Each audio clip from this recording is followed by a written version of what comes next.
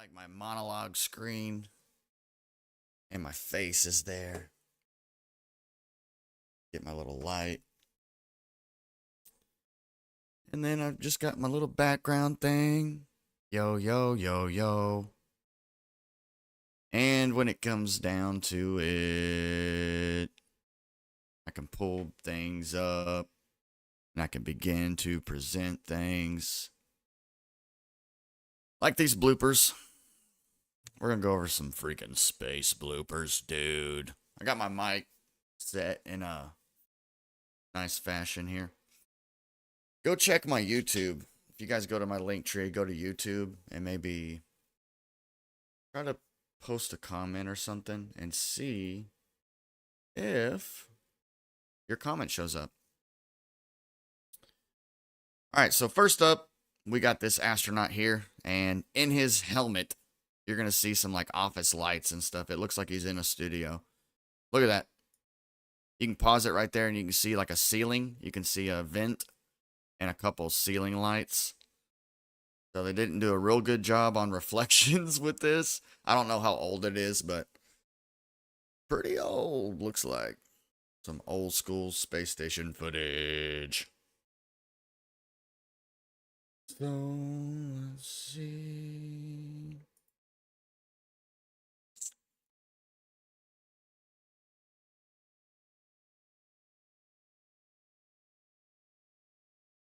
And if you do, guys, comment on YouTube. I might be able to check my widget and see if I can make comments come up. So this is just purely ridiculous, this dude. Oh my gosh. They expected that to be real. He was flying around like... Oh, this is the legendary clip right here, where he grabs this dude's wire. I mean, everyone knows how legendary this clip is. Bam. We actually have the company that makes the harnesses that he grabbed the wire from. Legendary. ZFX Studios. Legit. Legit. There he is. Flying by on another harness. We actually just found the International Space Station right here in Houston. So, that was pretty cool. But that's not the only time they've slipped up and said that they were in Texas.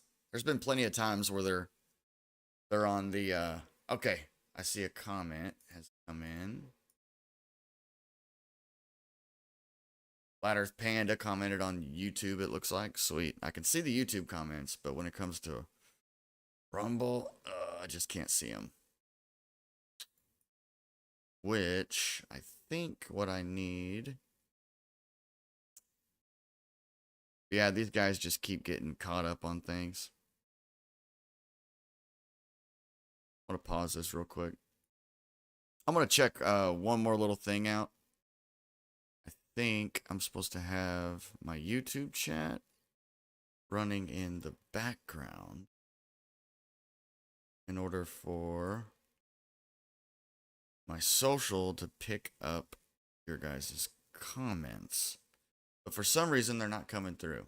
So I'll have to do some more debugging and figure that out.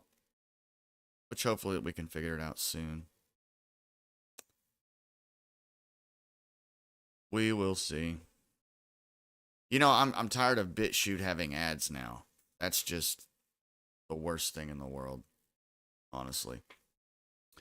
So we're back to the space station. He's going to try to do a little flip here, and his harness gives out. Woo! And he goes straight down. Ridiculous, man. Terrible stuff. Yeah, on my main count, Chris, I am. I'm actually making the transition of switching over to YouTube and Rumble. I'm sure he's getting caught up on that wire there. I'm sure YouTube will have me demonetized very soon, but Rumble, I'm on there. I'm actually streaming live on both Rumble, YouTube, and TikTok, all three right now. So if you go to my link tree, you'll be able to see a better, much better stream. I've actually got a video playing where astronauts are having some bloopers. By the way, I'll shout out the creator here. This is him. I don't want to like hide his face or nothing. He's right there on the screen. And I actually need to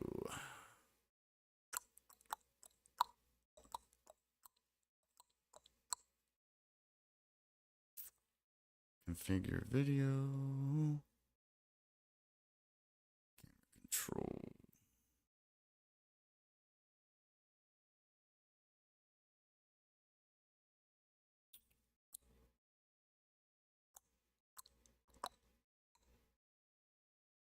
What do we got here? Oh, bubbles in space.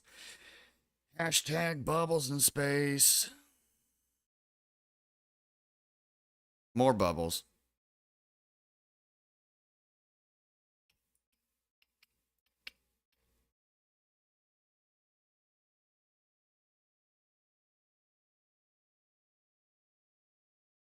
Nice catch.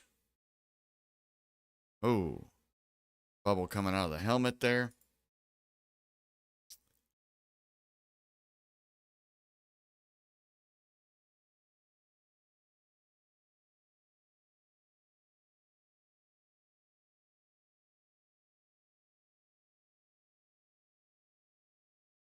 Another bubble. Finding tons of bubbles. Which you'll see them if you guys watch the space station spacewalks and stuff. You'll see the bubbles flying around. If you guys go to my link tree in my bio and go to either YouTube or Rumble, either one, you'll get a better experience of what I'm seeing. Kind of featuring some space bloopers. Plus, I got another cool little surprise. We're going to have some fun. But it's not going to be as fun on TikTok. I'm just saying. It's not. It's not going to be as fun. So I got a secret. Something I've been working on. I'm telling you guys. I'm getting there. All right. I've been working hard. Freaking all day on this. Been working all day on my stream. All day. Not the content. I haven't been working all day on content. I've been working all day on my channels. Getting my channels put together. And they're cool. So, like, if I had to go to the bathroom right now, you know, we're seeing bubbles right now. That's cool. But if I needed to go, I could be like,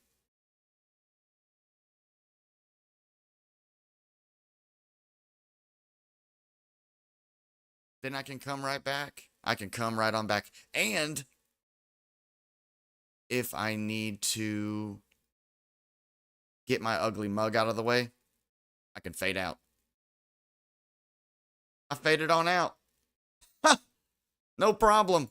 And I can fade on back in. What? And you're only going to be able to experience this on Rumble or YouTube. On TikTok, you're going to have no idea what I'm talking about. And before the show starts, hold on. We got to see what's going on. Oh. What was that? Gravity's not working on that little piece of dust there?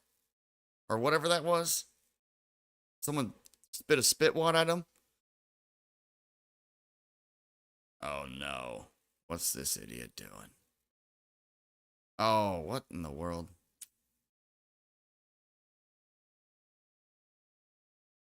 Another water droplet or something. Flying along. But yeah, so it's so crazy that they've been busted faking space.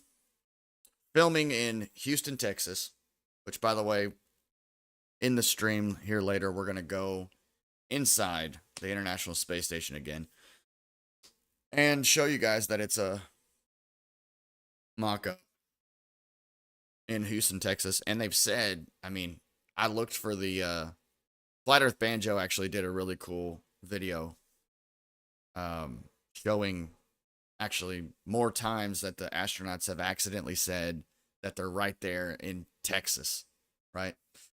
Oh no, you said no live stream on Rumble is showing up?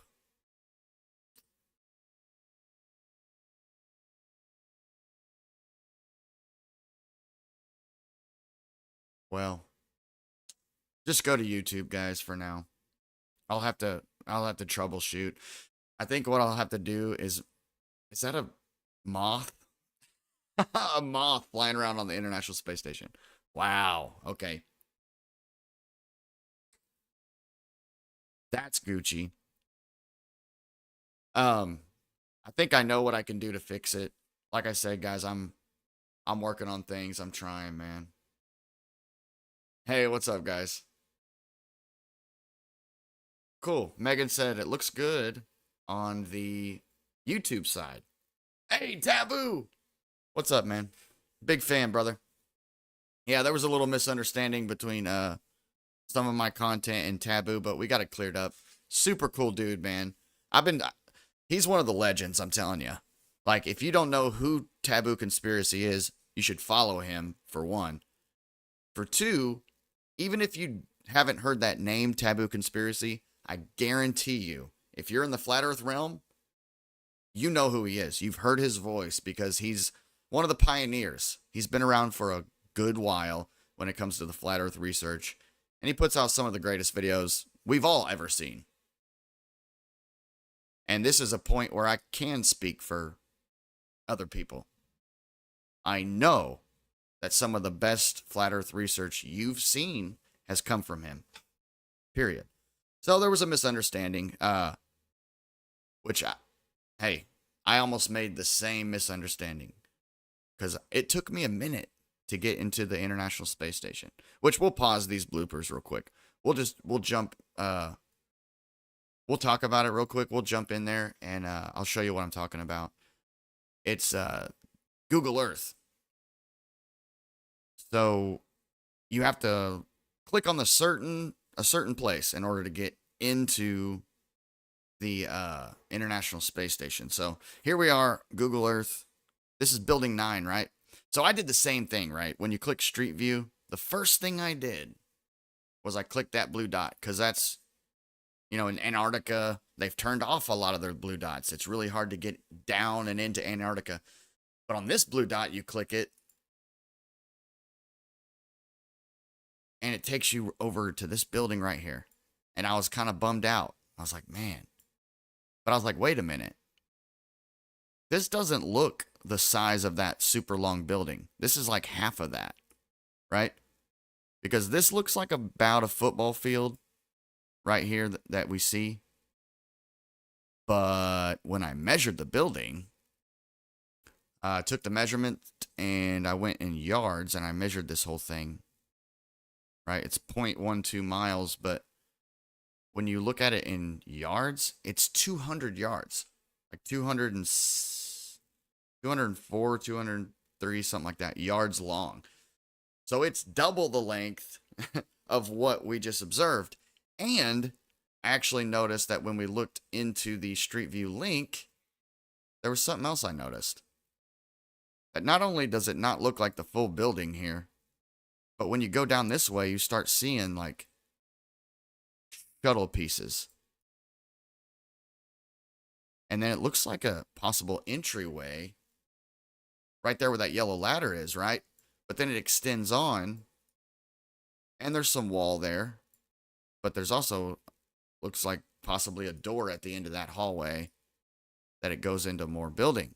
Well, obviously this isn't 200 yards. I mean, you can tell that just by looking at it with your eyes. That's about 100, I would say. Maybe possibly under 100 yards, slightly. But it looks to be about 100, maybe. Maybe not even that, but either way. So I popped out and I started clicking around a little bit. I stayed on Street View. I tried clicking over here. Nothing really happened. Tried here. Nothing. I'm getting discouraged at this point because I'm clicking in different areas, but it was right there. Right there where I clicked when it took me right into the mess. You guys. Hey, man, Taboo, you're the man. I'm telling you, bro. It's actually been really awesome. I'll tell you, I was stressed, bro. I won't lie to you, Taboo. I was stressed out because I mean,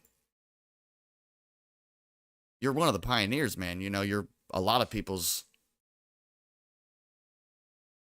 reason for coming to Flat Earth, you know, and for finding out new information. So I was like, no. I was like, Taboo, one of the biggest names, you know, in this field. So I told my wife I was stressed out, man. I was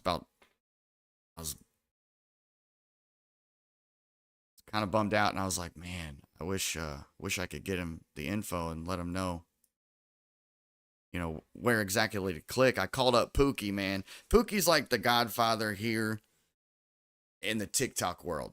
I say here because I got the phone here and I'm streaming to TikTok, to Rumble, to, well, I guess my Rumble streaming ain't going through, but YouTube. Uh Called Pookie. He said, man, you know, don't sweat it. Just get the news out there, get it to him as quick as you can, and you know, get it worked out. And you did the gangster thing, man.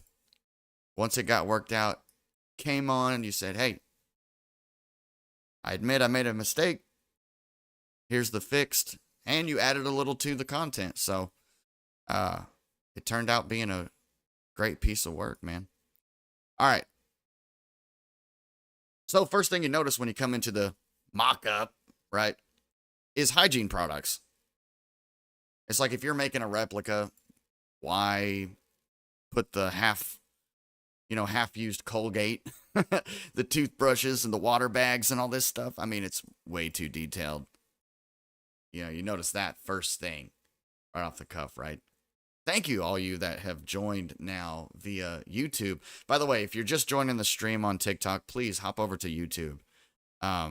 That's where I'm streaming right now. I'm going to see how long I can go without getting monetized. One of my channels, first episode, YouTube didn't like it, and we got demonetized over at Truth Unveiled. So we're just on Rumble now on that show, and I'm on TikTok now, which I'm telling you, I've always been on TikTok. YouTube. I'm going to stay on YouTube and Rumble. I'm going to give people a way to find me through my link tree on TikTok, but I'm moving away from TikTok. Just too much. Too much pain and agony of losing accounts, losing my live access, them not giving me my stream key. If they gave me my stream key, hey, I'd be all good. All good. Good to go. But they won't. So it's not all good. They can't give me my stream key. I don't know what I can do for them, really. But if you're on YouTube, there's another surprise. You guys, man. And TikTok people, you won't be able to hear it the way that the YouTube people will be able to hear it. But you guys, tell me what you hear. Let's see here.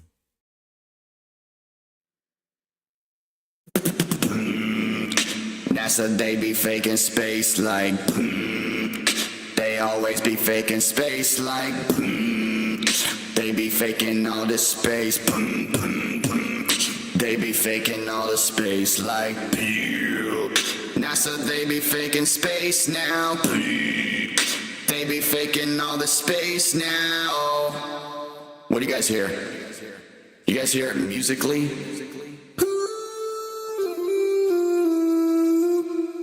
Does it sound musically? But yeah, anyway. So I can do that here, which opens up so many more doors. Those of you on TikTok, you have no clue what just happened. Only YouTube people know what just happened. And there's plenty more where that came from. But what I'm saying is, it opens up a whole door. Because I'm streaming this program straight in. Straight in. So I can do Fakery Bakery live. I can do any of my songs I've done. I could do them straight up just live right here. I can flip back over, do special music effects, beatboxing and singing and stuff. Oh, it's so fun. The only downside is I wish I could trigger it where it turns off when I switch over to presentation, because I don't know if you know it or not, or if you can notice. But as I'm talking, I feel like I have to talk in key. Feel like I have to talk almost in notes, because I hear it in my freaking ears. Yeah, yeah, yeah, yeah, yeah. The freaking auto tune. Yeah, it's funny.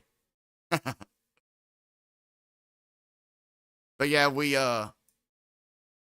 did something cool on matching this up last week or yesterday, last week. This little bag head dude right here. Here he is with his freaking little bag face. So we've seen these stickers, and during a tour, he actually was right up in that area, and we matched up those stickers and signatures. Pretty cool. So check this out. Here he is in that area. By the way, that's like a $4,000 camera right there, just mounted to the wall.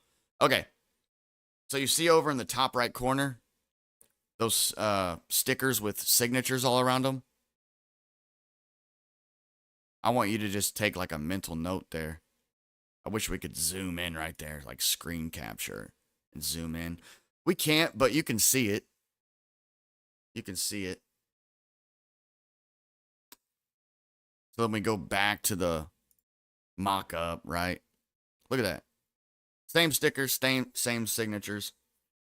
So it is verified. What they're telling us is in space. Just so happens to be in a building in Houston. So take it how you want, but I'm taking it like they're faking space like they always have been. You know, and when's it going to end, bro? And somebody was like, oh yeah, they would just put this on Google Earth. Dude, they just put a lot of stuff out there. You know, whatever you call it, whatever you say that is, you know, whether that be karmic retribution, whether that be just them being careless. Either way, I think that they're asking for your consent. They're basically saying, look, here, this is what we're doing. And we're going to show you and put it in your face. So now, as we continue to lie to you, you can't really say nothing. We've already shown you what we're doing. Pretty much, if anybody tries to argue and say, oh, it's a mock-up, it's just a replica. That's all it is. They wanted to make it a real experience for tourists to walk through and look at things and feel like they're really on the International Space Station. Okay. All the way down to the mustard and hot sauce. You're telling me you want accuracy all the way down to the hot sauce? Okay. To each his own, I guess. You know what? I didn't travel up through this baggage. What's up in here? Uh-oh. This area is weird. Another toothbrush? Funny. It's good to have all you guys here. I'm glad. I think I've figured out my possible fix for getting my chat boxes figured out. Whoa. My second monitor just freaking glitched. It turned black. It's not good. I cannot afford that to happen right now. Do not glitch out again. basically, if I can get my chat boxes going and I've got this whole thing figured out, it'll be where when you guys send like super chats, right? If this thing works, which I just downloaded it, I just installed it, got it set up. I don't know how it works. But right now, it's supposed to be set up where, which I'm not seeing your chats come through on the dashboard, though. That's the only thing that I'm like, dang, what the heck? But you know what? I think I might be able to fix that too. Let me try something here. Let me try taking the actual...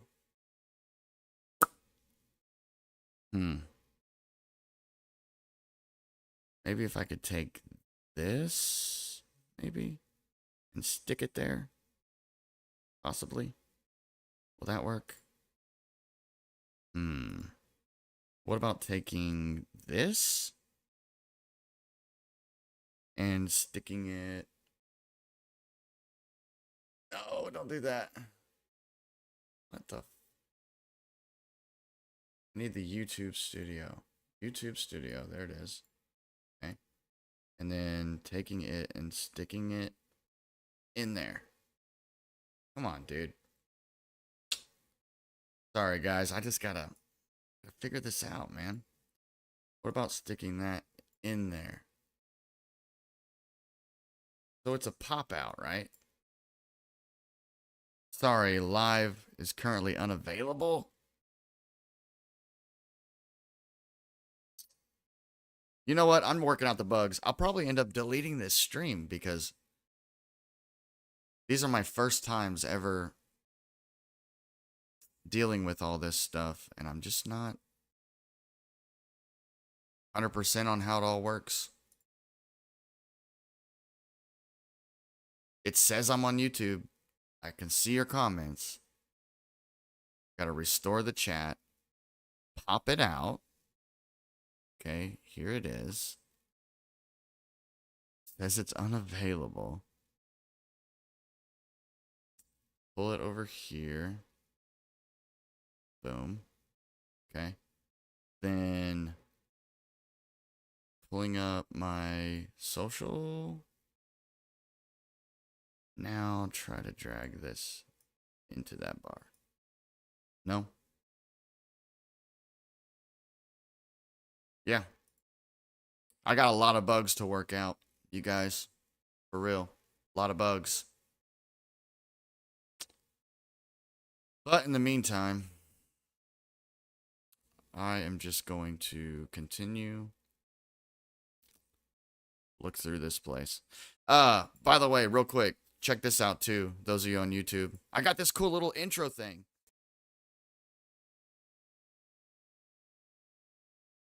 It just tells you, hey, the stream's going to start soon. It gives me time to get my chat set up. But anyway, if I can get that system working, it's so difficult. It takes a bunch of computer coding and all this stuff that I don't know how to do. But I'm learning. It'll be where if you guys send a super chat on YouTube or Rumble,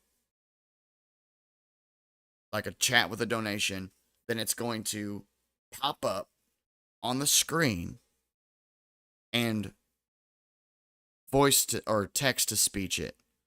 So it'll say your name and it'll say your comment and it'll pop up big on the screen. Well, maybe not big, but it'll be like right around in this corner here. I've got it all set up, but I don't think it's going to do it because the chats aren't showing up for me. The YouTube are over here in this little area, but the little program that I downloaded, they're not showing up there. And I have it turned on. Anyway, back to the presentation. We're in the ISS here. We're looking around. We're in places that I don't think I've been yet. I tried to explore this whole thing, but it's hard. How's my audio, though? I have done a lot with my audio. that all worked out good. So you should be hearing me probably more clear and loud on YouTube than you've ever heard me before on TikTok or anywhere else. It's probably far better. And then my cool... My cool little musical voice. I've been rocking with the whole thing. I've been rocking like...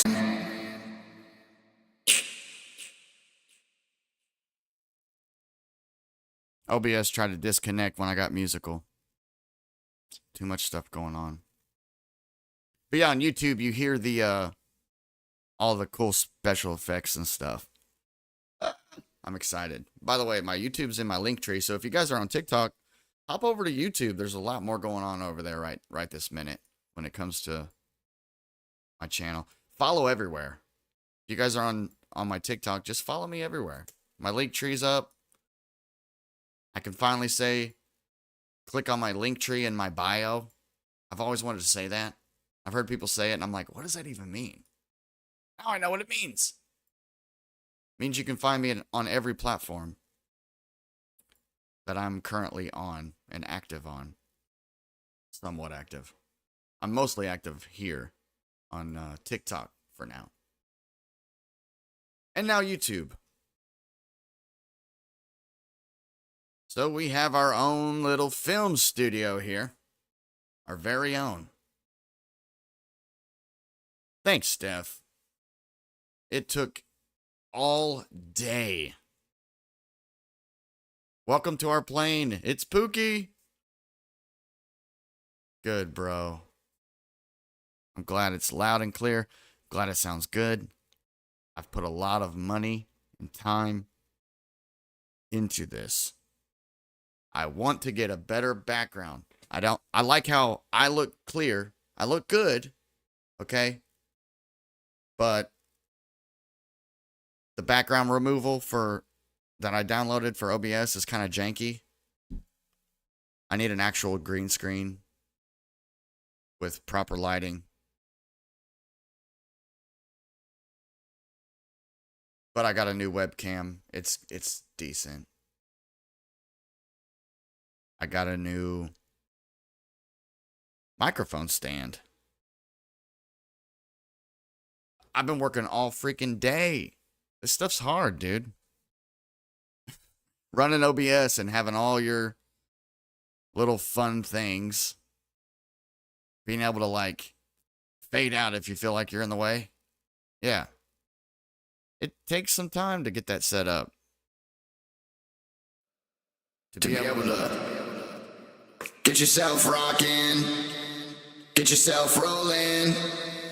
Get yourself jumping. Get yourself rolling. It's hard work. It's super hard work. I could even do this if I want to. Yo, what's cracking, man? I took my face, I slapped it with my hand. Caught NASA doing some things with some stuff.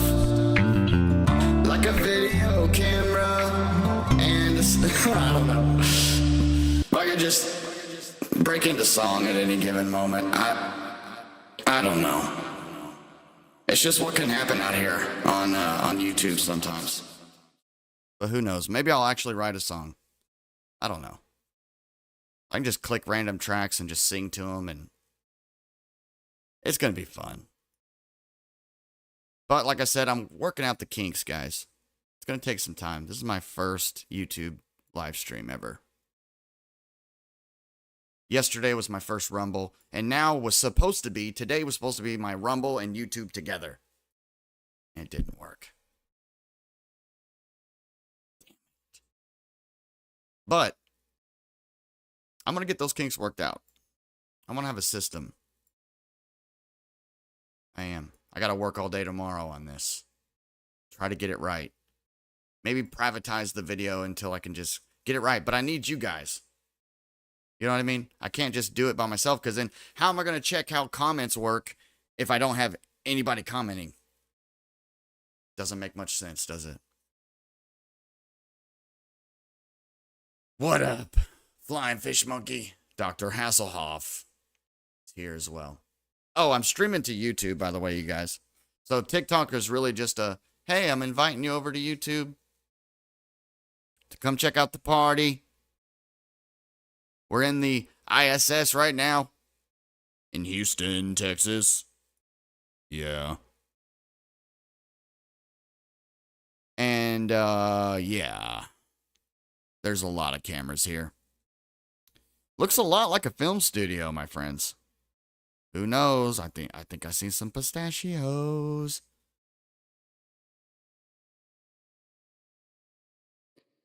I seen some pistachios.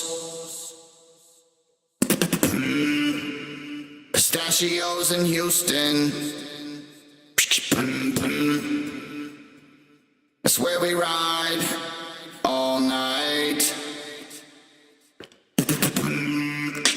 I'm going to space and I'm like, I'm going to space and I'm like, space ain't that far away. I'm going to space and it's a in Houston, Texas. I said, I'm going to space and it ain't that far away. Yeah.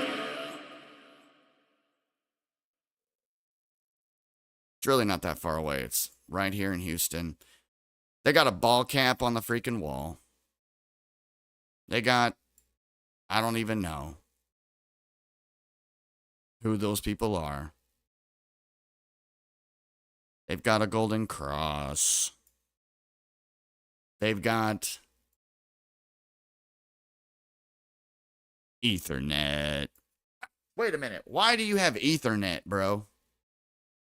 On something that's supposed to be orbiting in space. Why do you need Ethernet cables? Crazy. Well, I guess you could use them to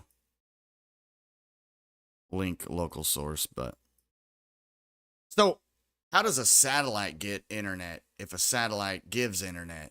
How does it get it if it's the thing that's supposed to give it? Seen a lot of giving and not a lot of getting.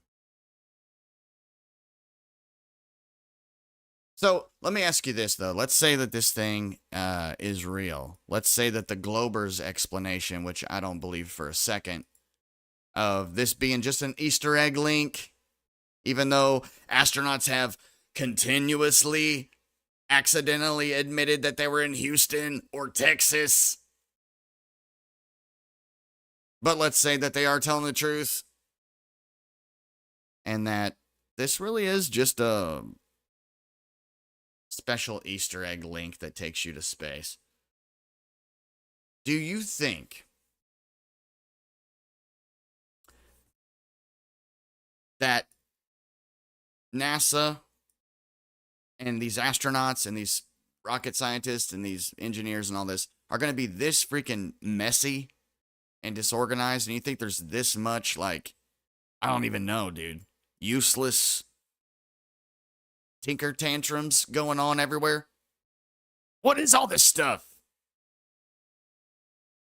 Tell me what all this stuff is. Where do all these wires go? This doesn't seem like it's real. It just seems like it's some kind of extra confusing model of some kind. Like, hey, let's make it look super complicated. Like, all right, I'll go get some wires and beer kegs. Beer kegs, dude.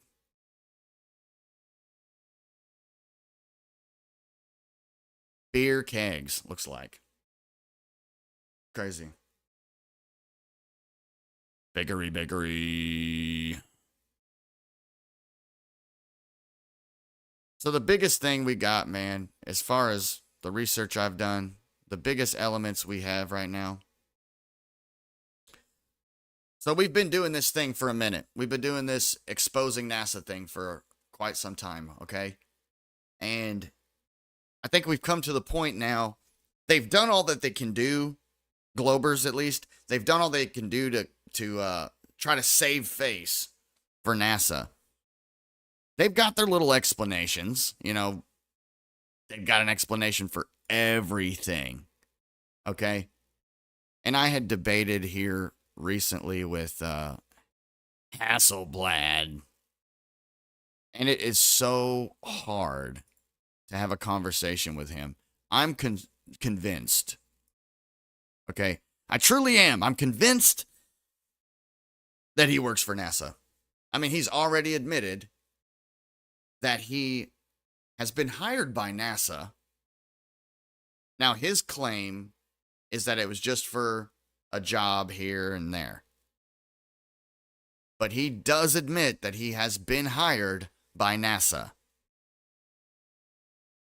He doesn't claim that he's currently hired by NASA, but I think he might be. Because, by golly, he sure does defend them. You know, when it comes to fake moon landings, and in the light of the recent events of Taboo Conspiracy taking one of my videos,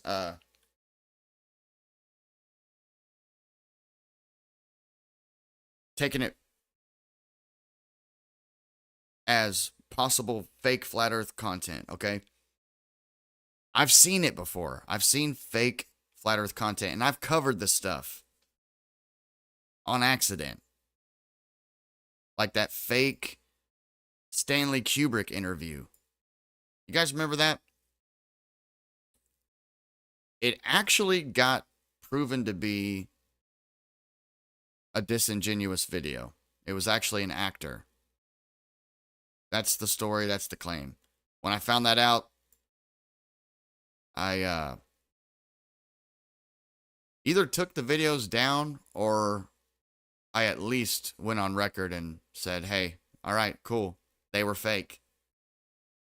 And the behind the scenes footage of Stanley Kubrick filming the moon landings, they were proven to be fake. But do I believe that Stanley Kubrick didn't help film the moon landings because of that? No. That was the point. They were wanting you to stop believing in the moon landing because of those fake videos. And I think Globers made them, or NASA made them. You know what I mean? You know what I'm saying? I truly believe that NASA must have made those to have them debunked, to get people off the scent.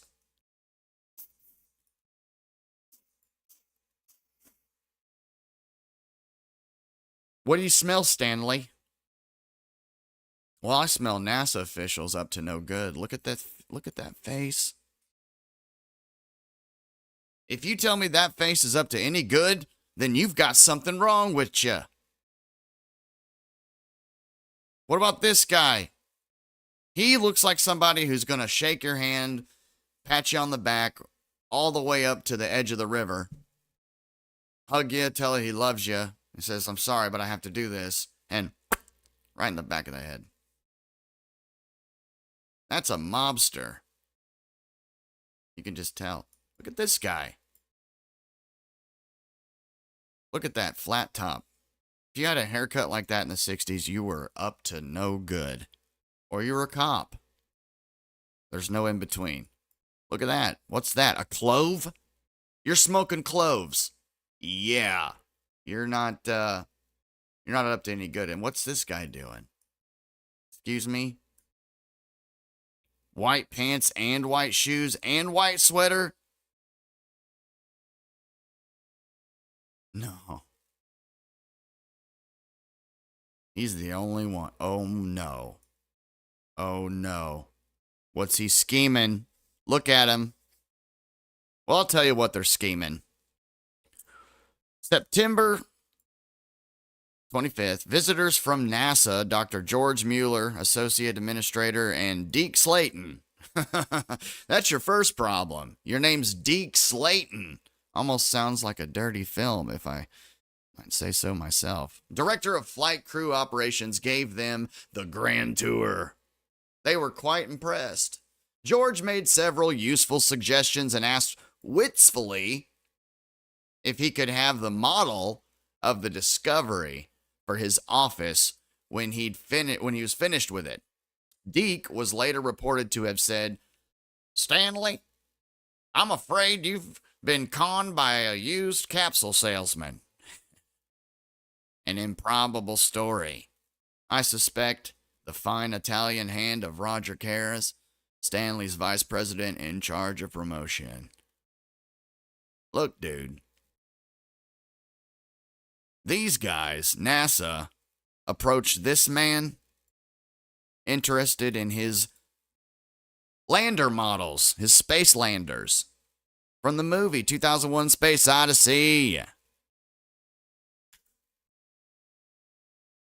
Here's another little piece of fun facts. Carl Zeiss from Zeiss Optics, whatever it's called. This is a special lens that was used for a special thing. This lens was used only on the Apollo missions, right? And Carl Zeiss is the only person, he's the developer of this lens. He's the only person other than NASA or ding, da, ding, ding, ding, ding, ding. Who do you think? NASA or who? Stanley Kubrick. That owned this special lens that were used for the Apollo missions. So why the heck? Come on now. Let's be honest and genuine. Does this prove that he was involved with the moon landings? No. But by gosh, there's so many dang coincidences and gosh dang things that line up, dude. Look at this kid. Look at this kid. What's he wearing? What are you wearing there, bud? What's that on your shirt? It's Apollo 11 shirt. Stanley Kubrick put this kid in this shirt filming for The Shining. Right? Movie towers.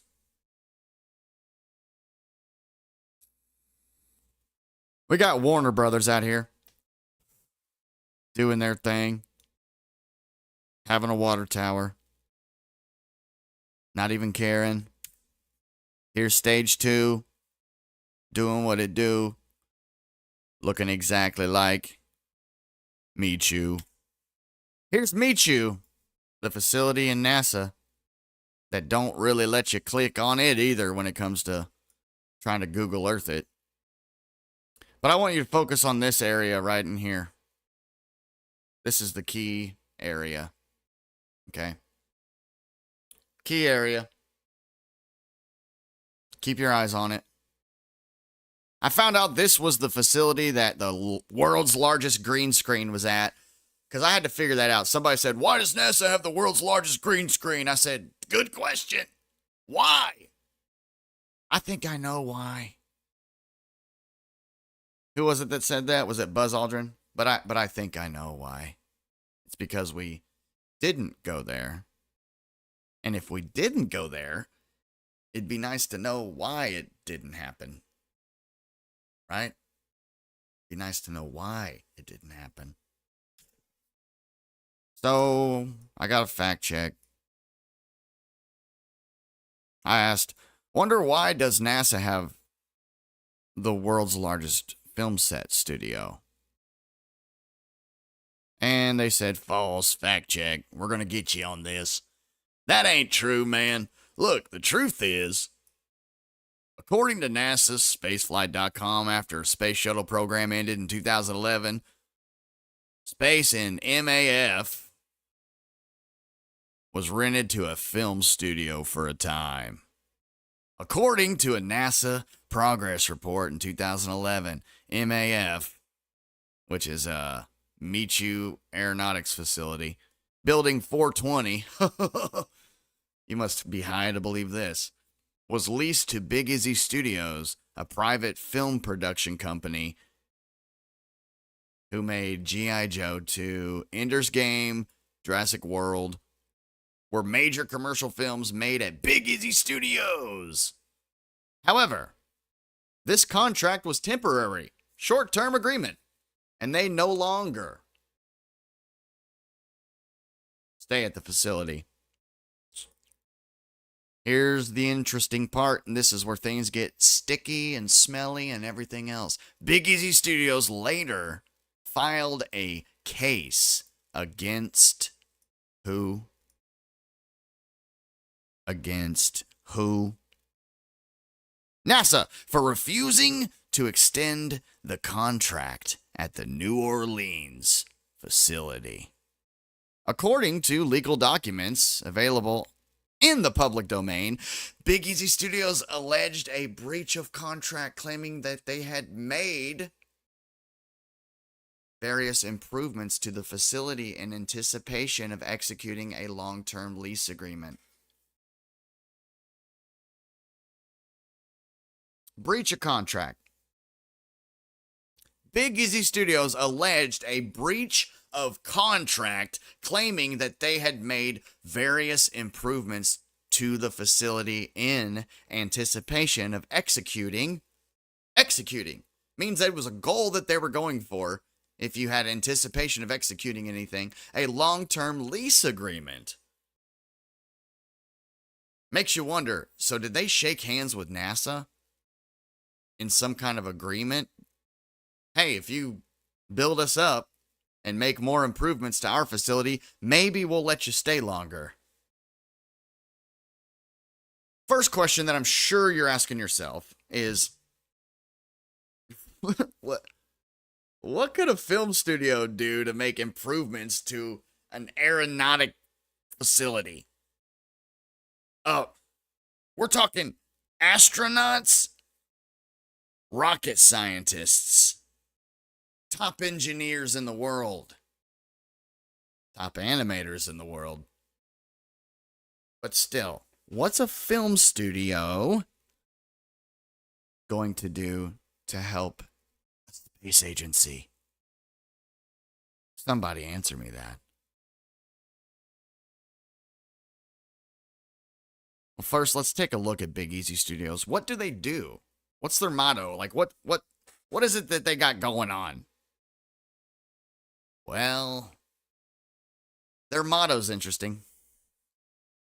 You read it.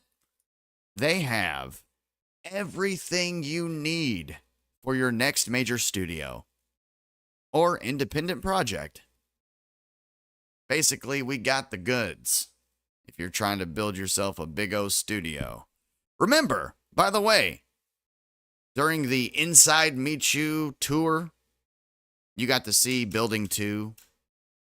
Stage 2 looks just like Stage 2 Warner Brothers. Oh. So that's fishy, and we'll get to the court case, but look at the building. That's Big Easy Studios right there.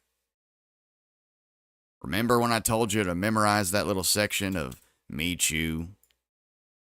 It's the Me Too movement. Wait. What? Looky there. Just so happens to be the exact same building. Count the windows, my friends. Count the buildings. Count the tiles. It's the same. Inside and out. Big Easy Studios, there it is. Howdy doody. It's good stuff. But, before we get into the court case, let's look into where else NASA might be affiliated with special effects. Like flying effects.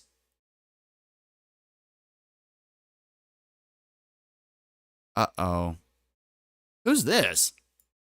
ZFX, Flying Effects Harnesses. ZFX provides performer flying effects and scenic automation on stage and off for theaters, schools, events, and more.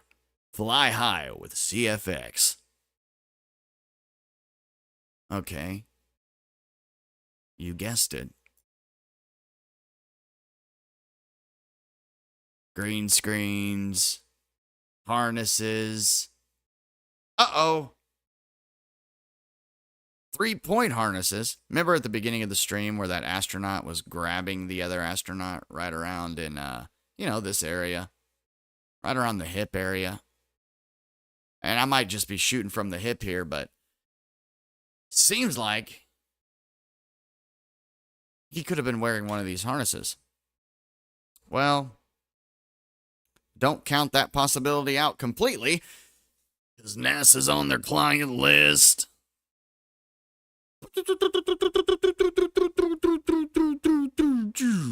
Uh-oh. Got him. Well, what else? I don't know. What would you say here if you were a NASA defendant? What if you were the person that's like, I don't know, working for NASA and you had to come up with something real quick? Would you say, oh, they use it for training? I mean, you could say that, but the problem is they train down in the swimming pool, right? Uh-oh. Got caught up in some troubles. It's okay.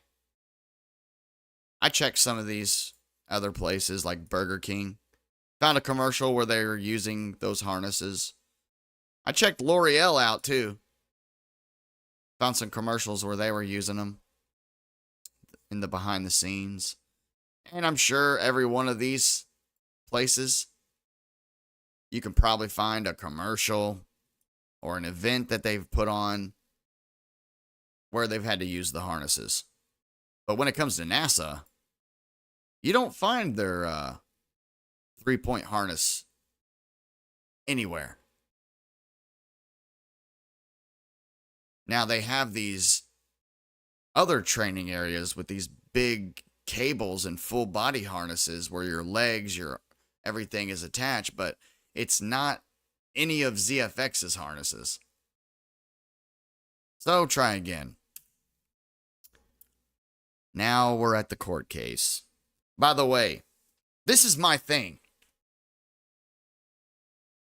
I am going to talk about this probably for a while. Because, I made content on it back in the day. And I kind of ended up, fading out from it. I faded away. Whoa! I just really faded away.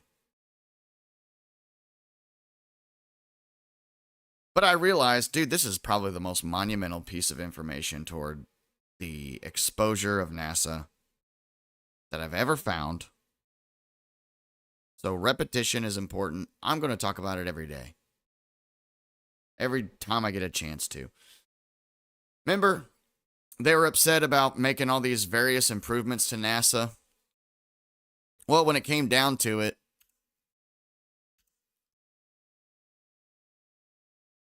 in the court case, some training materials got brought up.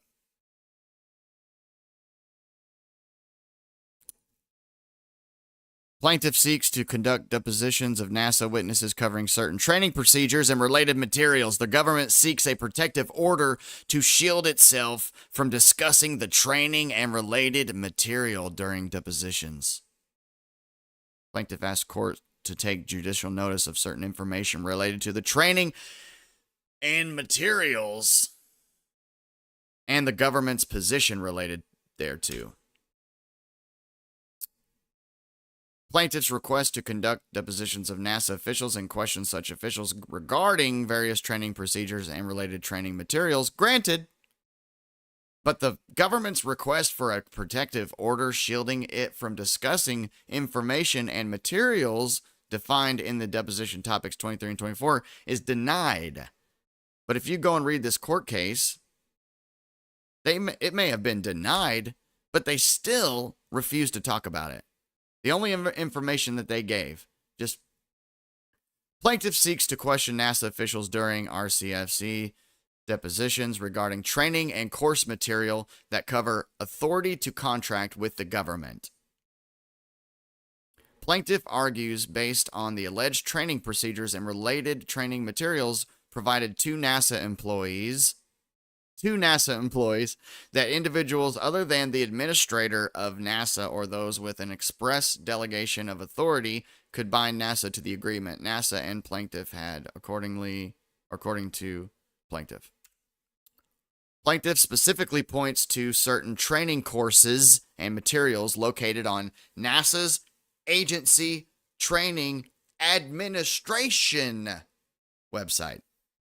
Plaintiff references information discussed during the depositions of Mark York, a NASA employee, regarding employee training courses and materials. According to the plaintiff, they are unable to describe the information any further because NASA has steadfastly refused to answer any, you see that big O any right there? Any questions in this regard. Come on, NASA, you didn't want to answer just like one question? Just one? If you guys want to jump over to my link tree in my bio, you on TikTok, you'll be able to see I'm streaming on YouTube and I'm showing pictures and stuff.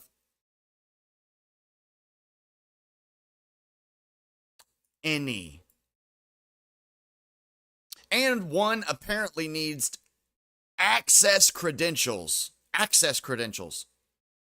to further access the materials. So they even wanted to go look at it. It's like, all right, NASA, what the hey, if you're unwilling to talk about it, because Big Easy Studios is probably sitting there smirking in court, being like, we know what it is. We trained you on it. Now talk about it.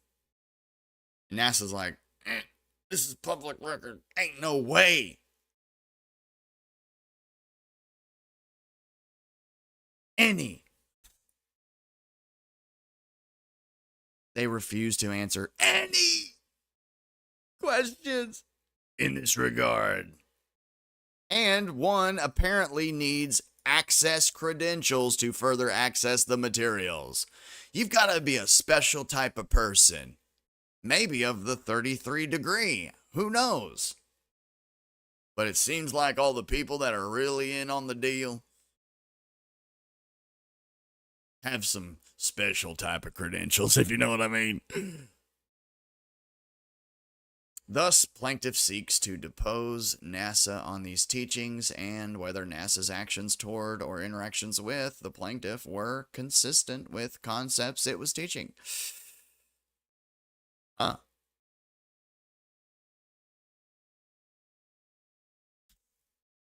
The court must be careful not to deprive a party of discovery that is reasonably necessary to afford a fair opportunity to develop and prepare the case.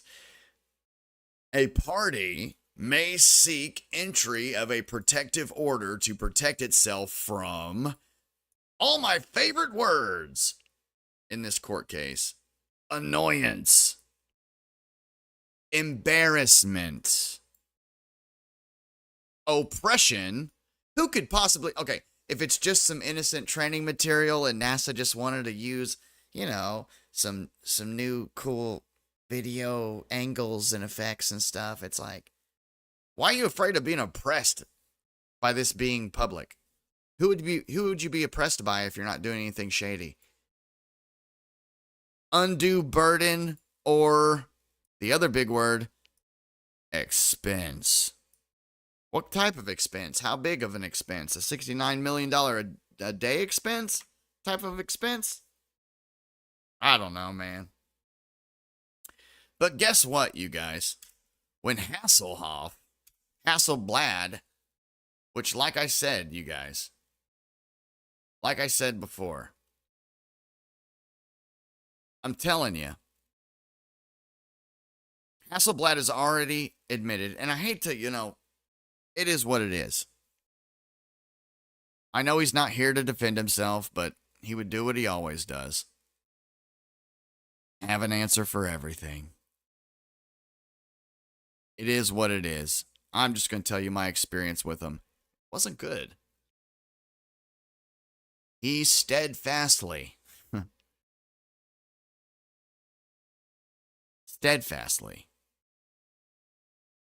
would defend the living bejesus out of these guys. You know what he said?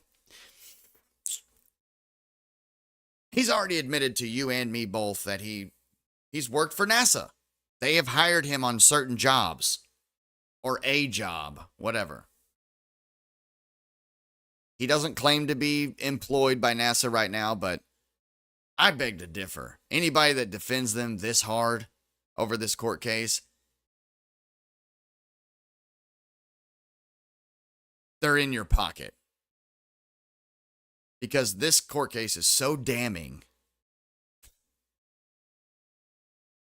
Here's the deal. If a film studio came and helped you and your crew learn some basic media operations for filming space exploration or even just on the ground stuff, then cool. Say, yeah, you guys helped us out a lot and you taught us a bunch of things and we want to teach our new employees the great film angles that you taught us. Instead, they say, no, hell no, we don't want to talk about it and we want to be protected from talking about it because we don't want to be embarrassed or oppressed or have to pay a bunch of money out. What? What? Anyway, Hassel said, yeah, dude, there's nothing wrong with that. NASA definitely outsources and, they were probably just training some of their people to, learn how to film things on the ground. And I'm like, bro, hire a videographer. Why are you hiring an entire film studio whose motto is building film studios into major film studios to teach a couple people how to point a camera on the ground? Get out of here, dude. See, that live I was in when we had that discussion was so freaking crazy. I really felt like I was in the Twilight Zone. We had Professor Nixie saying that the sun has always been theorized the same exact distance all throughout history in the heliocentric model, that it's never changed. It's never been thought to be closer than it is now, 94 million miles away. Steadfastly, it took another Glober being honest to step up and say, I think what he means is, but either way, he got mad, rage quit. The whole idea with this defense, okay? Let's talk about it.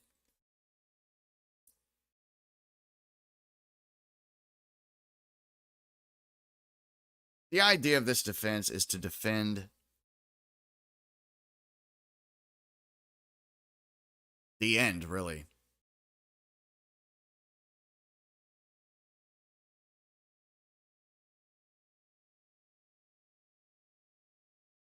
I don't think you guys understand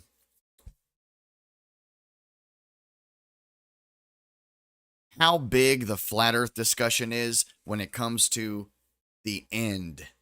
The end. Look at Project Looking Glass.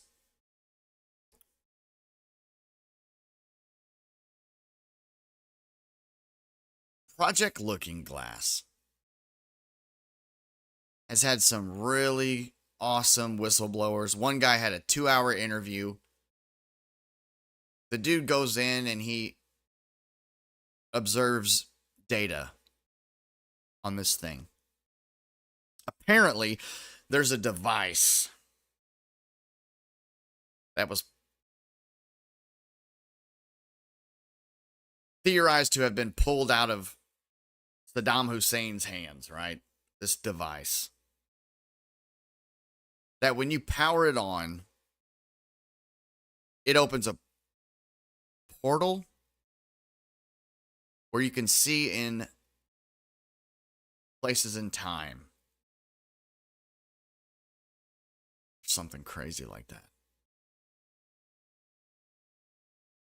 Apparently, people are getting hired to come in and check out this quantum computer, I guess, that takes scenarios. They've coupled it with this device in some sort of way to where they can compute outcomes. And they've realized, after looking into every possible timeline, they all converge at 2012. And then from 2012 on, no matter how much computing they do on the computer, no matter how much computing they do in scenario algorithm, they have realized that from 2012 on, no matter what decision is made, there's an inevitable end from every version of reality that they can see. So they're saying that all timelines, all possibilities, all realities converge and bottleneck at 2012, and then it's just fate or destiny that unfolds. So at this time, if the most telling part of that interview is when she asked him, she said, "What is it? What is the end? What are you talking about? What is this inevitable thing?" And in more or less words, he said, it's an awakening. It's people knowing. He goes, there's going to be a day where no one questions 9/11. No one says, was it planned or was it not? Everyone's going to know it was. And it's going to be just common knowledge. He goes, that's just the tip of the iceberg. But he also said, I want you to imagine that good and evil are sitting at a chess table playing chess. Evil looks at the board and realizes that he's in checkmate. Like, it's over. It's done. The game's done. It's his move. He sees that in 7 moves, no matter what, he's done for. So really, all evil can do is sit there and prolong the game. Try to move slower or dodge certain things, but he can't win. If he moves here, he can see that he's getting that one taken out. If he moves there, he sees it's over. Okay?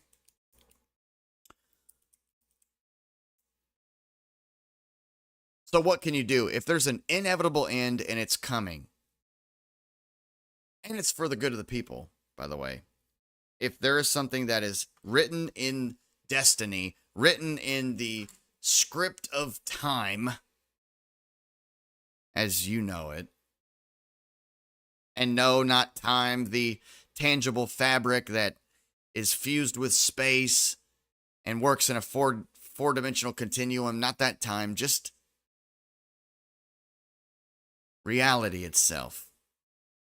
Linear reality. If it's unfolding, and has been since 2012, but if it's on its way, whether that be the return of the Messiah, the coming of the new earth, new heavens,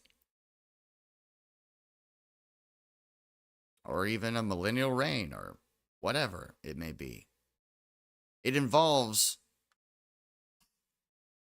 a great awakening.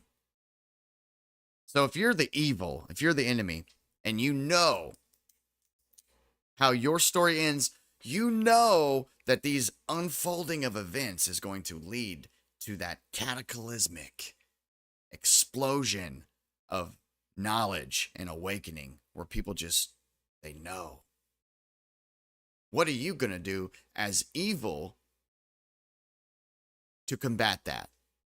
See, you can't stop the end. You can't stop what's coming. All you can do is try to deceive as many people as you can from what's really going on. For instance, if the fallen are going to manifest themselves physically and try to run a rampage, You could call them aliens, some type of invasion. If they have that ancient technology in crafts in the heavens and the skies and they're falling down and all this other stuff, just call them aliens, call them from other planets. Or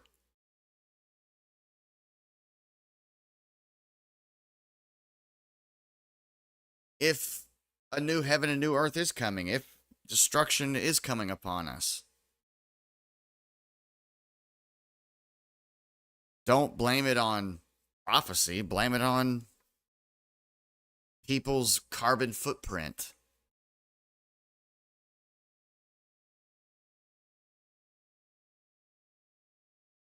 Create a situation, create a disaster, create a problem that needs a solution, a global leader solution.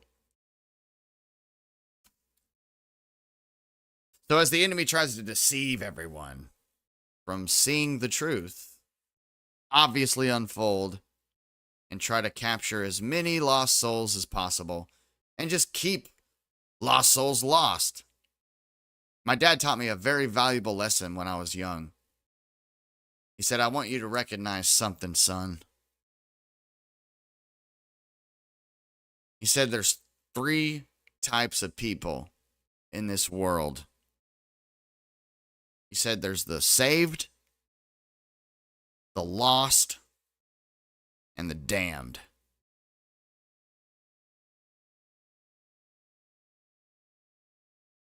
And our jobs is to seek and save the lost.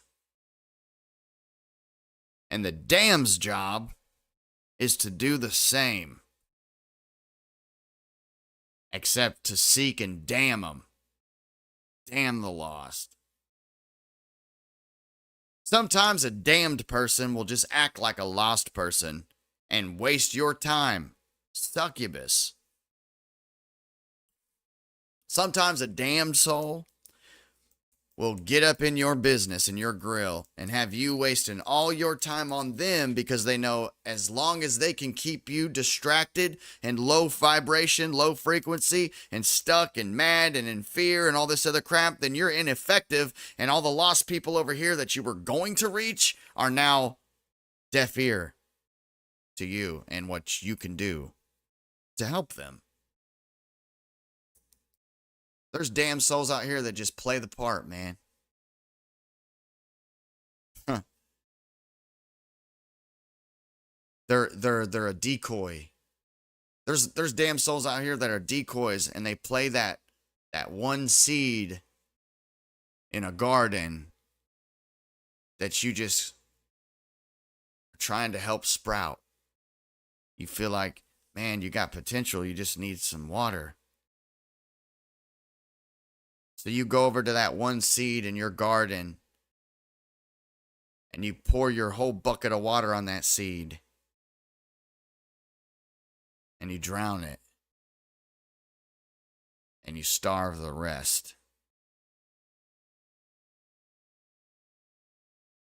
Plant and move, man. If you ever find yourself watering one seed to the point where you're tired, burdened, feel like you got a lot on your shoulders, you're trying to wake this one person up for years, move on. Or even days, man, move on. Move on to somebody who's going to receive the truth from you. Plant and move. You'll drown the one and starve the rest. Sometimes they ain't even a damn soul, it's just you ain't the one that's supposed to reach them. You were supposed to plant a seed that's sprouting. You're over here trying to water, give them sunlight and food, all that, when you're really just supposed to give them that one thing that you got and leave. Lost, the damned, and the saved. Now, I'll tell you this much, something I definitely know. Is this ain't what it's cracked up to be. This world is not what you think it is. There are interferers. There are entities, good and bad, that literally just play a role. There's probably less real humans out here than what you think. So these damned, these demons, these spirits, they try to chip away at you and your soul by taking just a little bit at a time, getting you to relinquish your character, your identity, who you are, just one little chip at a time, chipping away at you till you completely lose yourself. You lose your identity and you become a victim of the world. That's why the word says, be not conformed to the ways of this world, but be transformed by the renewing of your mind. It's a daily renewal that you got to do. You got to wake up every day and be like, I need renewed. I need to think on the things above, not the things on this earth. Live by the Spirit, not by the flesh. If you think of yourself as this perpetual engine, and you have to split yourself up into 3 parts and to figure out what's the head of this thing, what's the engine of this thing, and what's the caboose. Imagine yourself a 3-section train.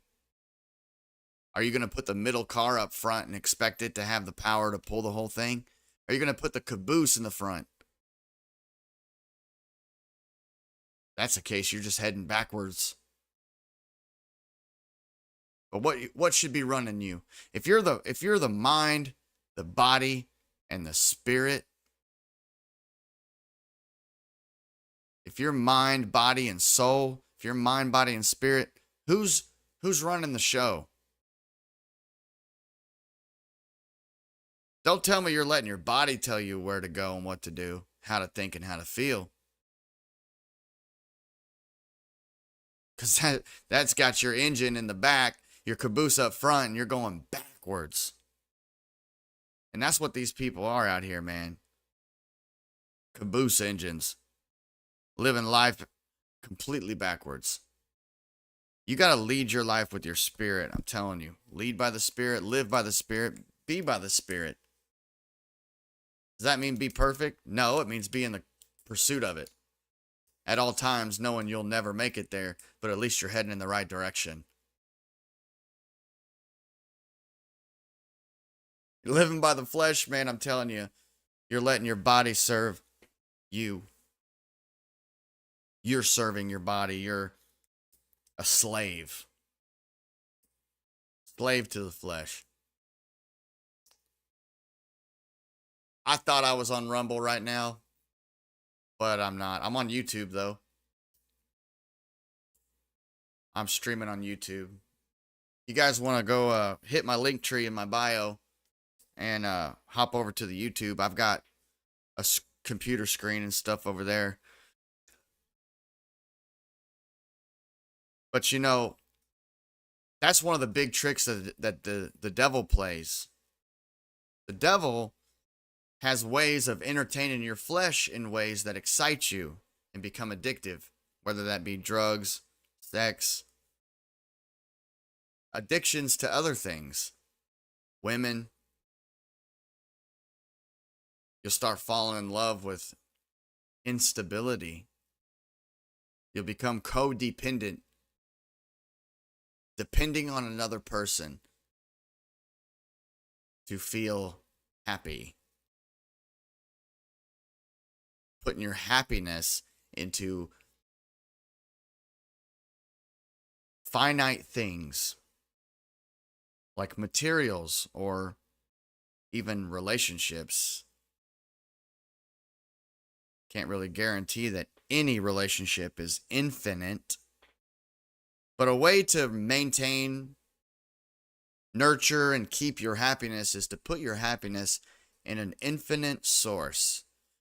Because by placing your happiness in finite things, you know that the second law of thermodynamics will end up ending your happiness. If you put your happiness in material things, God forbid you go broke. If you put your happiness in people, you will lose them. And your happiness will be buried in that ground right with them.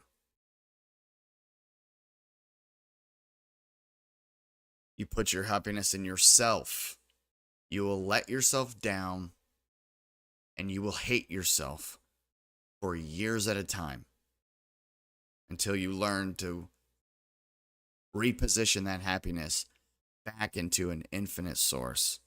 And why I say in yourself is we're not going to ever perform the way we want to perform in life. We're always going to let ourselves down. We're always going to let others down. And others are always going to let us down. But if you put it in your creator, the one who puts it in you, now you've got it's a trust fund. It's like you've put your happiness now in a safe place. Now you know I can trust this area.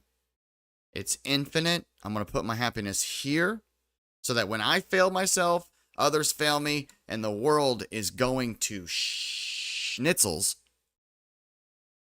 Well, my happiness just got upgraded to joy. Now it's an everlasting thing.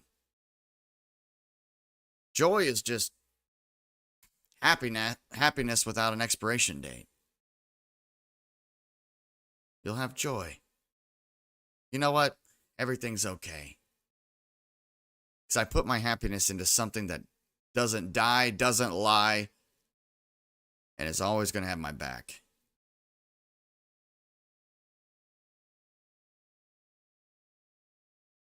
So the devil, he's a flesh grabber.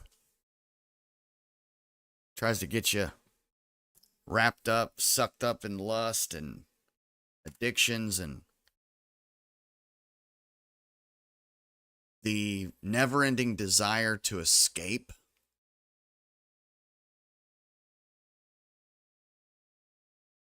You're always running from something. You're always fearing something. You're always chasing something.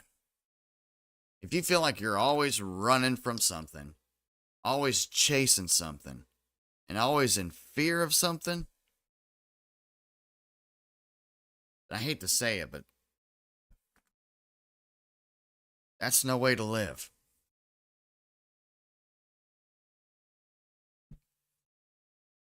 I believe you've got it figured out when you're fine right where you're at right now. Past doesn't concern you. The future doesn't concern you. That's all that anxiety and depression is. Depression is worrying too much about yesterday. Anxiety is worrying too much about tomorrow.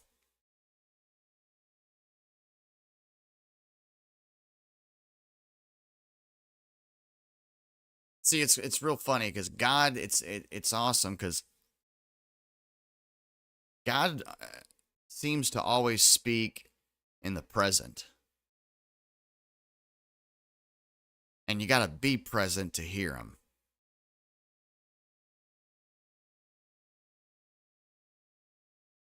Hearing his voice, man, it's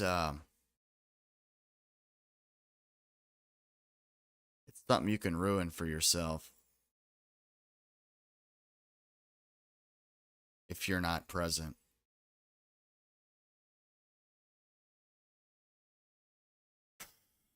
Trust me, I'm preaching to the choir, preaching to myself. I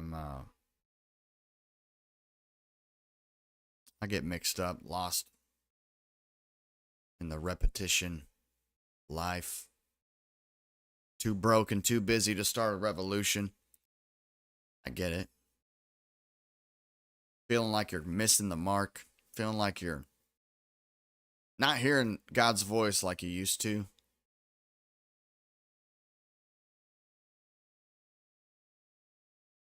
Praying is a real big deal.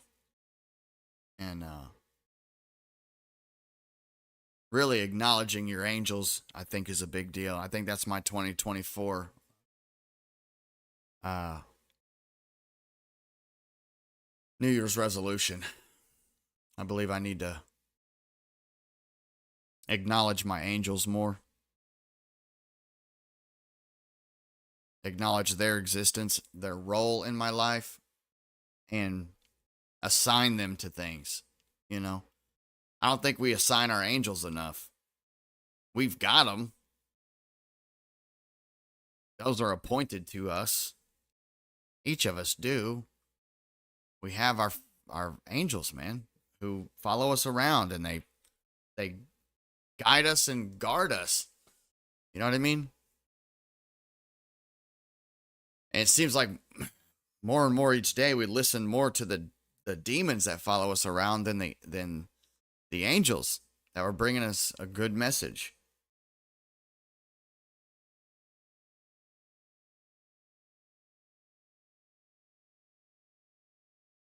I feel them in my room sometimes. I know when I'm going to have an attack. I feel them waiting in my room for me to hit that halfway point threshold so they can grab me and mess with me. I don't fear it. I just know it when it's going to happen. You can feel it. Those of you who have dealt with demonic attacks and have demons that you piss off because of what you're doing for God, they'll attack you. People try to act like, oh, I'm saved, man. I've given my life to Jesus. Demons can't touch me. Like, okay.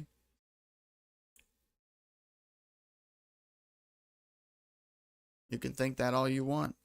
And maybe they don't. Maybe they don't mess with you. Maybe you're doing something right that I'm not. But man, they get me. They have gotten me a few times. And I've given into their bullshit and lies. I'll admit it. There's times they've come through in my life. Dangled temptation right there, man. And, I fell for it a few times in life. It's always when I'm making that pivotal change, though. That moment of choosing to get out of the muddy rut and get back into that golden groove. The golden groove. Or flow state, as Fish Monkey calls it. Getting into purpose. Destiny is like liquid because it takes the shape of the container that you place it in. When you place your destiny in the correct hands, it starts to mold and take shape into what your purpose is for your life. And that's what flowing is. That's what golden groove is. That's what flowing is. So when you snap in, you stop neglecting your purpose, your calling, what you're meant to do, and you snap into that groove. Now you're flowing. Now you got joy. And now you're hearing God's voice like clear as day. Your angels are getting their messages straight through to you. No fog, no haze. Right? But before getting into that, let's say you was in the darkness. Let's say you let depression, anxiety, those other demons that follow you around lie to you enough to where you start believing it, and then you become ineffective in your purpose because you feel unworthy to be that happy, or feel unworthy to tell anybody anything because who are you? That's the lies that they tell you. The devil will send a demon to come whisper in your ear and say, really? You're going to tell them about God? Do you really think you're qualified for that? And, what about what you did a few years back? You think God wants you to represent him? Huh. You must be crazy. Those stupid lies. Oh no, dude. What do people think of me? I wonder if everybody knows what I've done. What I used to be like. See, the thing about Satan is he's always doing the two truths and a lie thing, the using the facts of life against you, trying to hide the truth from you, but shoving the facts in your face. I'm black and white, man. I got some stacked up facts, I'll tell you that. If you look at me on paper, the black and white, look at my criminal record, things like that, don't look good. Been to prison twice, stolen cars, sold narcotics, distribution case, been to county jail many times, drank and drove, DUIs, and even minor in possessions whenever I was under the age of alcohol. I got caught drinking even when I was younger, a lot. Those are the facts. I can't deny that. But the truth is I've been sober nearly 8 years. I have turned my life around. In fact, worked in mental health for the last 4 years, dedicated my life to helping others. I am a good man. I am a good husband. I am a good friend. Will be a good father. I am chosen for God's purpose. Those are truths. Truths are more all encompassing, and they override facts. If you're in daily mind renewal, if you're on your path, if you've left the past behind and you're moving forward, then any facts that society and normality could hold against you, or even Satan could hold against you, the devil, people, any lies, if you make your truth bigger than your lies, your truth bigger than your facts, then you're going to make it. And there is the truth, of course. The truth that we are in fact created. We were in fact put here for a purpose. And we are loved by that creator who put us here for that purpose. You could live on that alone and be just fine.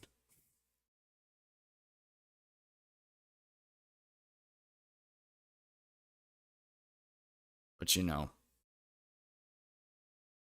we become ineffective because of how we feel about ourselves a lot of the time. Sometimes we project based on not even what we think of the person we're projecting onto. More or less, it's how we feel about ourselves. You know, when I came to appreciate who I was, finally found out my identity,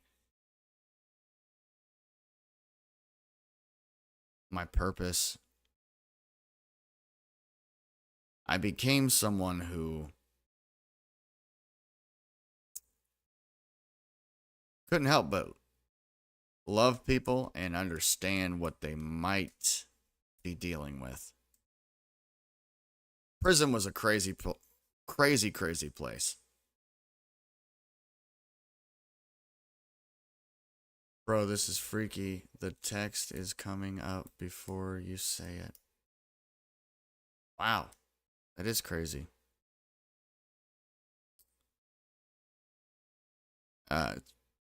It's probably because there's a latency and the caption's probably making it to you before the stream is playing. I'm streaming in a few different places at the same time right now, so. But, you know, there's so much crazy things happening here. I believe we gotta shut the demons down, you know? It is pretty sad. My live earlier today was pretty sad. I was showing a photo of the Satanic Temple, an article that they had put out. In fact, I think it's on this little reel. Yeah, right here.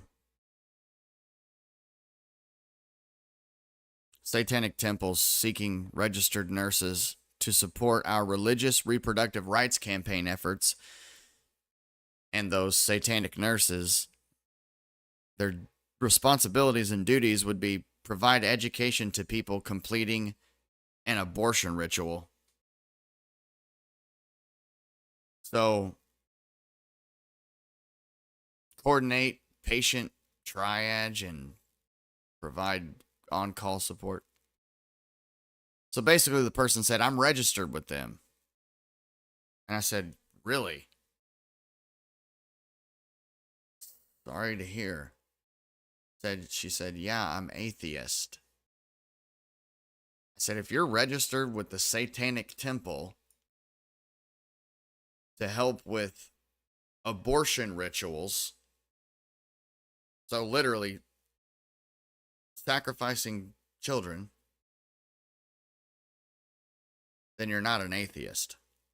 You're carrying out a ritual.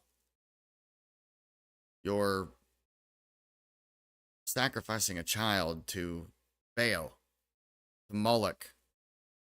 That's what that is.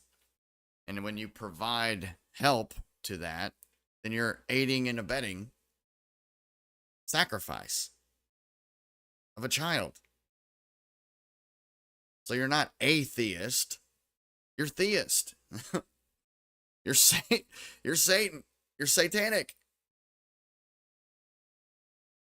Whether you think it's a trend, see, the big deception here is, oh no, we don't really believe in Satan. It's just a trend. It's trendy. You know, we're gonna wear black and eyeliner, and we're gonna paint our fingernails, and we're gonna say we're Satanists. We're gonna wear pentagrams, and we're gonna sacrifice children to Moloch, so we can have our religious freedom to do that. But we don't really believe in Satan. I'm sorry to say, but there's no such thing as atheism. In fact, I kind of wanted to test that theory. If there was such thing as atheism. But I don't think there is. My dad was a really smart guy. And he told me, as I said, I got a lot of friends who are atheist. He said, not one of your friends are atheist. He said, not a single person is atheist.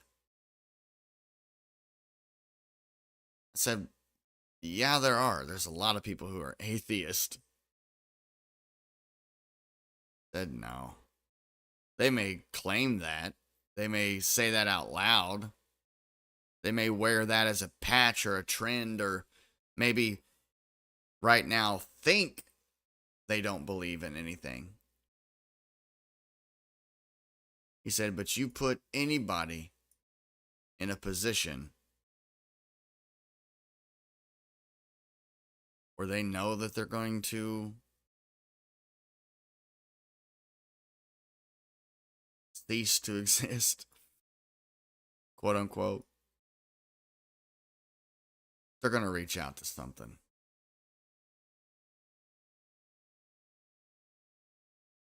So I was thinking about opening up a very unique ministry. Thought it'd be really cool evangelism to, there's a lot of Christian organizations that do cool stuff. I know some guys who opened up like a Christian boxing ring, like a MMA martial arts boxing school for kids, and And it's a ministry too. So it's like punches in the face for Jesus or something. I don't know what the name of it was. But I thought of one. I could be an undercover evangelist and open up a skydiving company.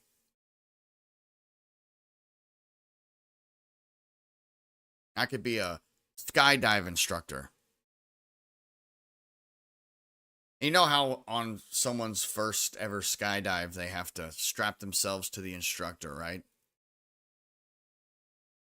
So I was thinking, it'd be really cool to like strap a person to me and we just jump from an airplane. And I'll pull the ripcord and it'll break and no parachute opens. And I'm like, oh no. And then I'll pull the reserve and it won't open. So I got these two strings in my hands. I said, I've pulled both chutes and they both didn't open. And they're freaking out. They're like, oh my God, this is my first time skydiving. I don't know what's going to happen. And I say, look, we're not going to make it. But I just so happen to be an evangelist. And I want to give you the opportunity to say a prayer. You know, give your life to God. What do you think? What do you got to lose? We got about 45 seconds before we hit the ground. They say, yes, okay, yeah. Say the sinner's prayer, whatever. Then pull the real parachute. And then float down to the ground. Detach the parachute and everything and be like, they're pushing you. They're like, what's up with that, dude? Why the heck did you do that? Why'd you do that? Say, why did you give your life to God just now? Like, I thought I was going to die. Well, you didn't yesterday. You weren't even thinking about doing that. What changed? Well, I faced reality. I realized that when it comes down to it, and you're in the staring death in the face, then you realize that I have either everything to lose and nothing to gain, or everything to gain. So I chose the logical position. Just logic. People are so comfortable in the world and the lies that they just decide, whatever. But you know, it's true. Casey says, that's hilarious. I've thought of the same exact thing. Yeah. It's true, too. It wouldn't matter what I believed. If I'm told I've only got so long to live, I'm trying out the God thing. I'm going to say, shoot, time to put on my logic pants. You don't want to believe in science your way all the way to emptiness.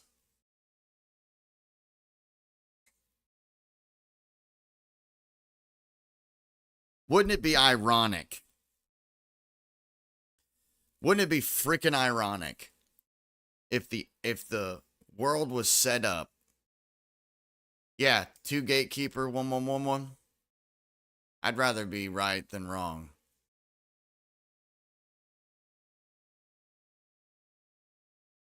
Rather do extra than be wrong. Yeah, look, here's the thing.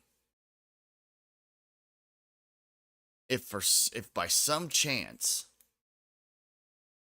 our afterlife, if consciousness truly rules our reality, let's say that's the algorithm. Let's say that that's what it meant by believe and you'll be saved. What if the setup is God literally created people and they gave them the will and the power to consciously create either eternity or death? What if truthfully, and pretty much it is, that you will be and become what you believe in the end?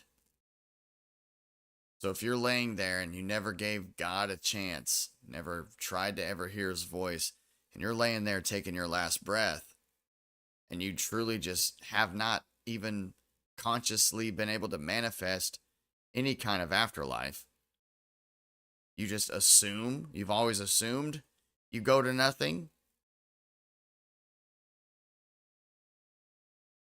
and then that just happens. And it was because you didn't give yourself the opportunity to believe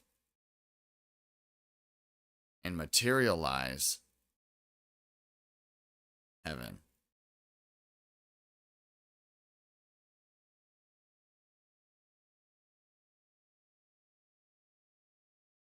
Ain't that the key? Isn't believing the key to salvation? Belief. You know, when the Messiah was on the cross and there were two men of equal crimes on each side of him, and one man said, "Oh, hey, if you're really the Son of God, get us off these crosses. Why are you letting them do this to us? If you're really the Son of God, you'll do something. Do a miracle." Mocking him, basically. The other dude, with full humility, looked at the guy mocking and said, "Do you not know who you're talking to, man?" Then apologized to the Messiah for this guy and said, "Look, will you just remember me in your kingdom?" And the Messiah said, "Look, I'll do you one better. You'll be with me in paradise." So just that man's belief, not that he was a good person, made the right decisions, nothing like that, but just because he believed, now he's moving on, and the other guy's not. The mocker, the ridiculer, the one who was bitter hearted. There are people out there with just bitter hearts. They don't care. They don't want to care.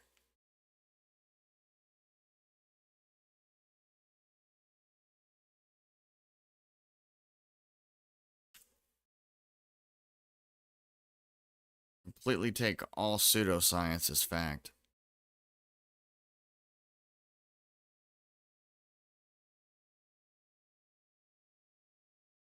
This is the biggest domino. This truth here, right here, it's the last domino.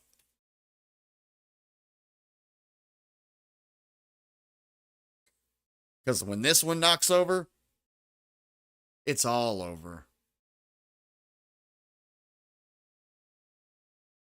A lot of fake flat earthers out there.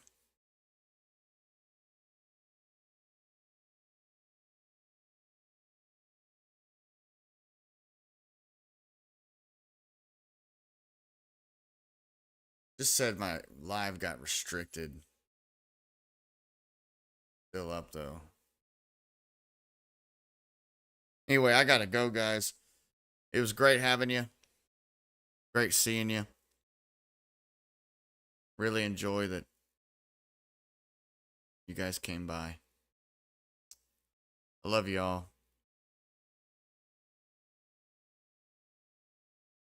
Keep these demonic forces out of your way.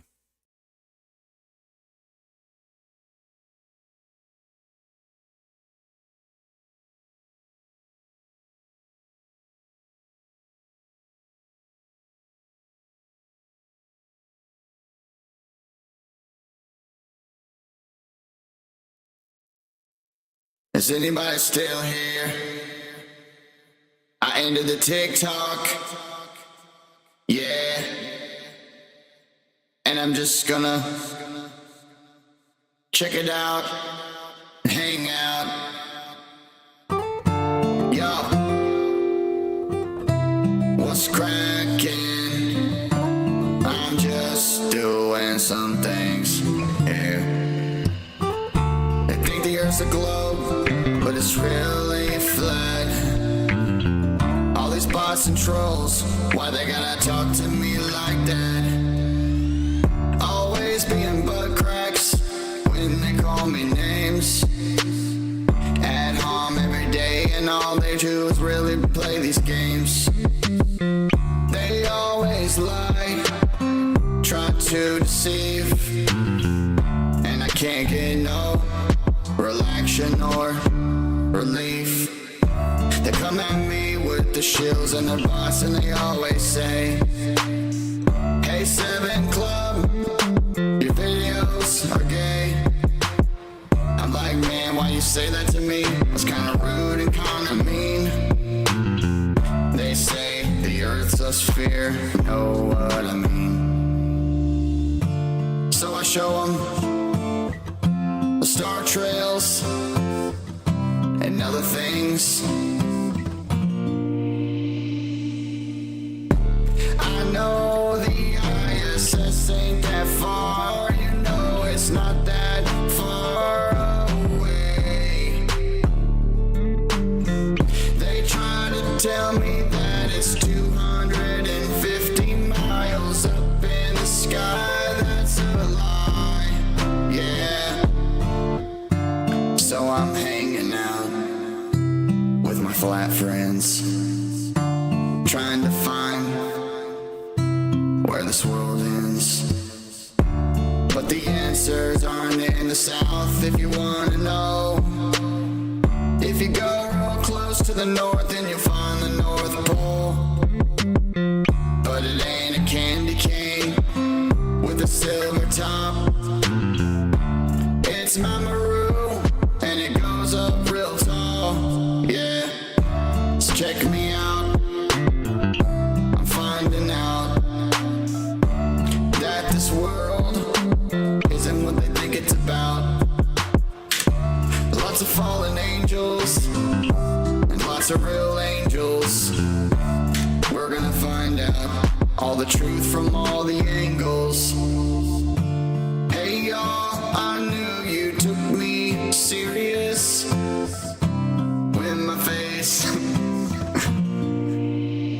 Got delirious, I don't know. But I'm telling y'all, it's getting old when these Globers just try to always lie. And they add harm, and they do all these stupid things.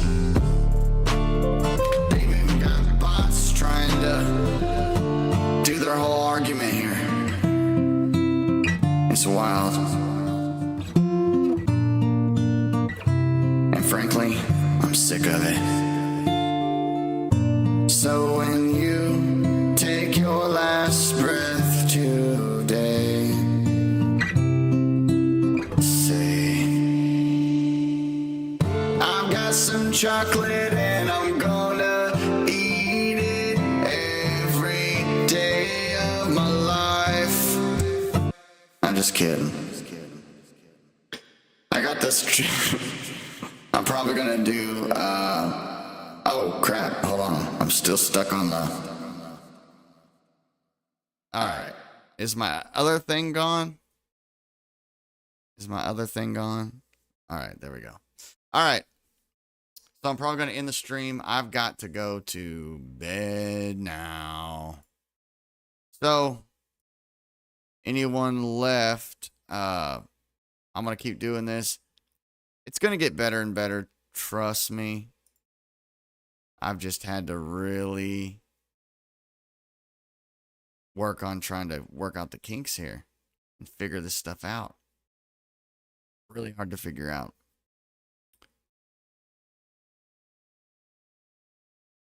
So, I love y'all. I'll catch you later.